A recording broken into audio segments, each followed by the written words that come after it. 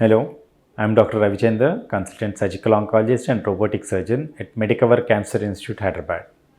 ఈరోజు మనం క్యాన్సర్ ఎందువల్ల వస్తుంది, క్యాన్సర్ లక్షణాలు కామన్గా ఏముంటాయి అనే దాని మీద డిస్కస్ చేసుకుందాము.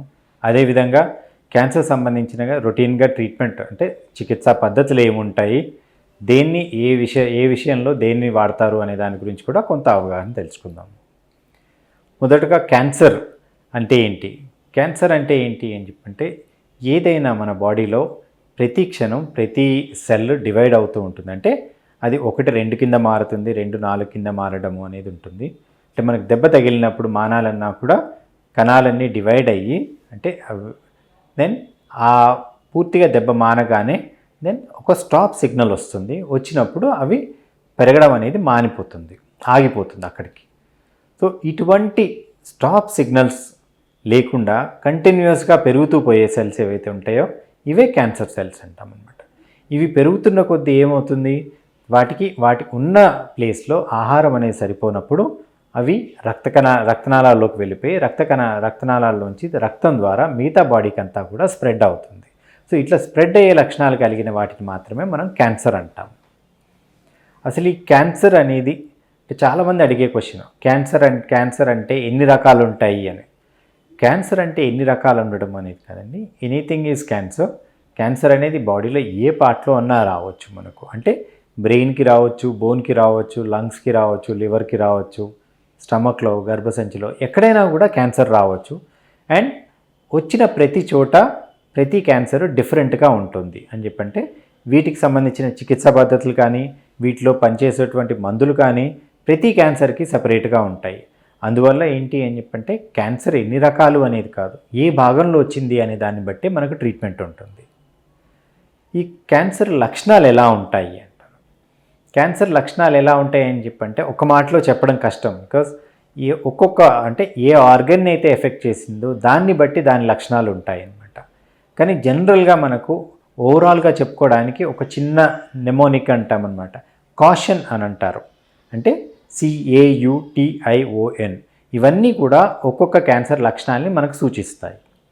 సి అంటే ఏంటి కాషన్లో? సి అంటే change in bowel or bladder habits. అంటే ఏంటి అని చెప్పంటే మనకు రోజు వెళ్ళేటువంటి అంటే మనం తిన్న ఆహారం తీసుకోవడము, మోషన్కి వెళ్ళడము అనేది రెగ్యులర్గా ఉన్నది.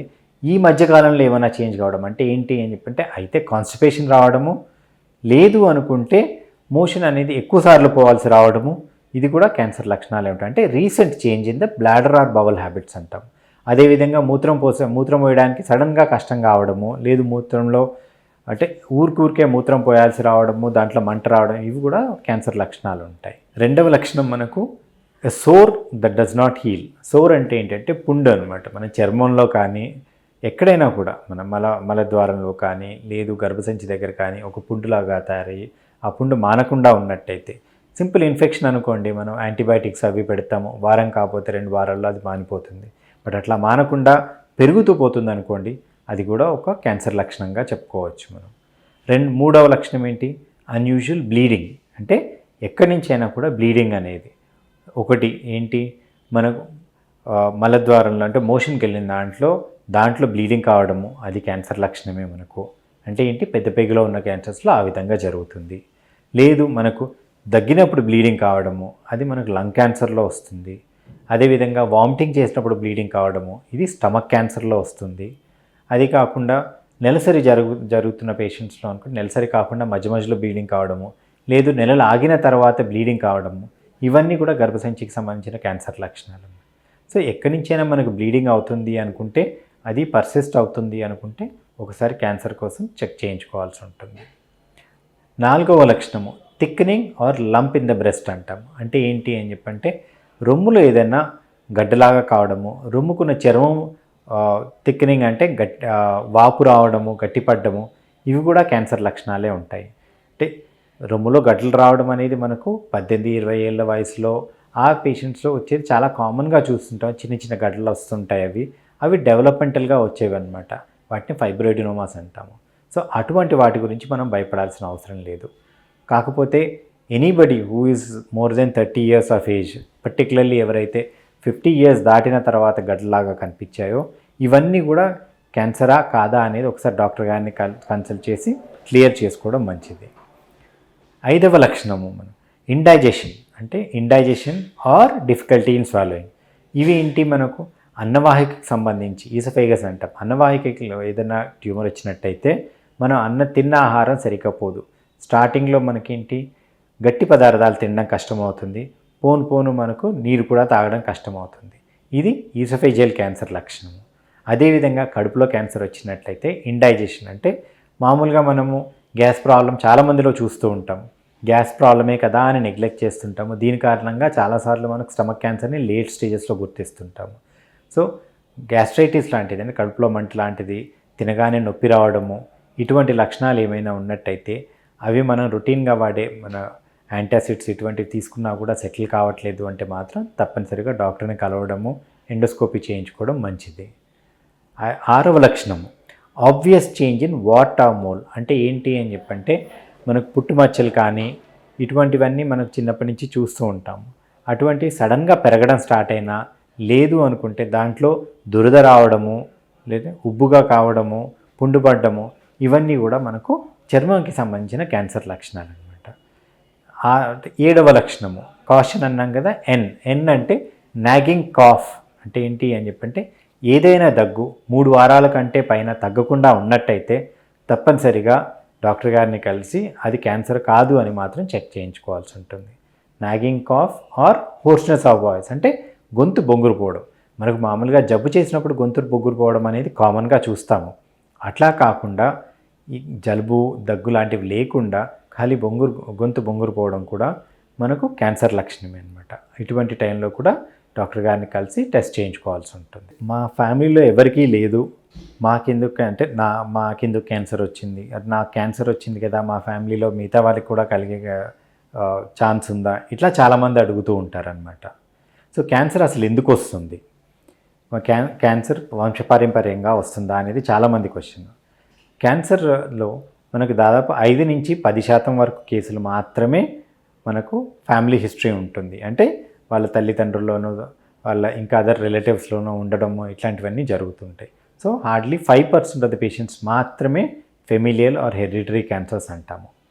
ఇటువంటి క్యాన్సర్స్ అనేవి జనరల్గా మనకు యంగ్ ఏజ్లో వస్తాయి. యంగ్ ఏజ్లో అని చెప్పంటే లెస్ దెన్ 40 ఇయర్స్ ఆఫ్ ఏజ్లోనే వస్తూ ఉంటాయి అన్నమాట.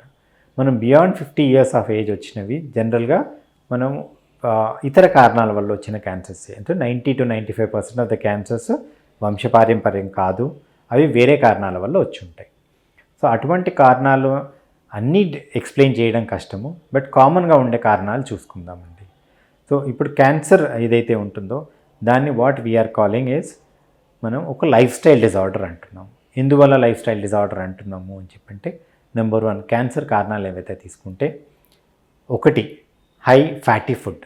ఈ ఫ్యాటీ ఫుడ్స్ అనేవి ఏవైతే ఉంటాయో అవి పలు రకాల క్యాన్సర్లు కాజ్ చేస్తాయి. అంటే బ్రెస్ట్ క్యాన్సర్ కానీ, పెద్దపేగు క్యాన్సర్ కానీ, ఇటువంటి క్యాన్సర్స్ అన్నీ కూడా మనకు హై ఫ్యాట్ ఫుడ్ అనేది. దెన్ బార్బెక్యూడ్ ఫ్రైడ్ ఫుడ్స్ ఉంటాయి. ఇవన్నీ కూడా ఏంటి అంటే మనకు స్టమక్ క్యాన్సర్ లాంటిది కాజ్ చేయవచ్చు. 3వది ఒబేసిటీ, ల్యాక్ ఆఫ్ ఎక్సర్సైజ్. ఇవన్నీ కూడా మనకు క్యాన్సర్ కారకాలే.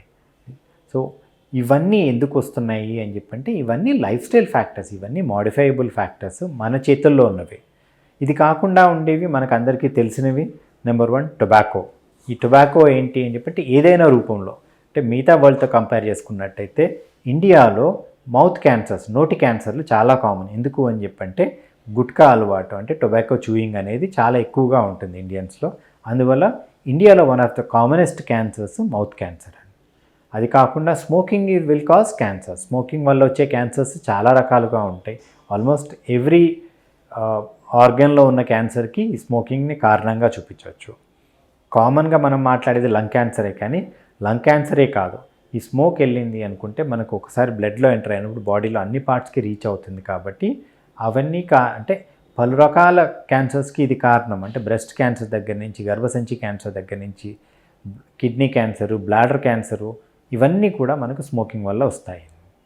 సో అది కాకుండా మరో రీజను ఆల్కహాల్ ఇంటేక్.